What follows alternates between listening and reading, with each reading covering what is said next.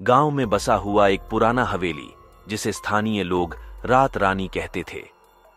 यह हवेली बहुत ही पुरानी और भयानक थी और उसके चारों ओर का वातावरण हमेशा से ही अजीब और डरावना रहता था। लोग कहते थे कि उस हवेली में भूत प्रेतों का आवास है। एक दिन एक बच्चे नामक लड़का उस हवेली के पास से जाते हुए गुमशुदा हो जाता है। उसके मित्र और परिवार उसे ढूंढने के लिए उस हवेली के पास पहुंचते हैं। हवेली के द्वार पर खड़े होकर उन्हें एक विचित्र महसूस होता है। धीरे धीरे उन्हें हवेली के अंदर की ओर चलने का साहस मिलता है। हवेली के अंदर जाते ही उन्हें वहां का वातावरण बहुत ही डरावना लगता है। अचानक एक अजीब सी आवाज सुनाई देती है।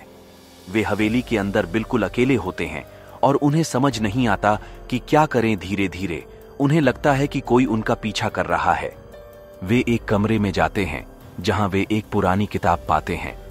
उस किताब में एक रहस्यमय चित्र होता है जिसमें एक रात रानी का दर्शन होता है। जब वह लड़का और उसके साथी किताब की पन्नों पर लिखे रहस्यमय संकेतों को सुलझाने की कोशिश करते हैं, उन्हें एक अद्भुत और भयानक घटना का सामना करना पड़ता है। हवेली के अंदर के एक कमरे में वे एक चौंकाने वाली खोज करते हैं, एक रहस्यमय और भयानक दरवाजा।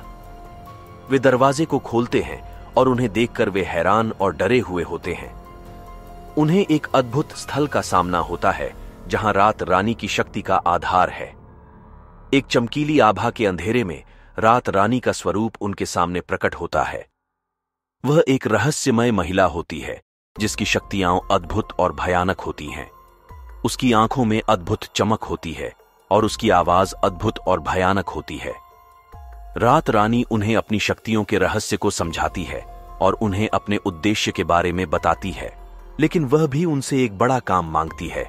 वह रात रानी को उसकी शक्तियों की रक्षा करने में मदद करना होगा।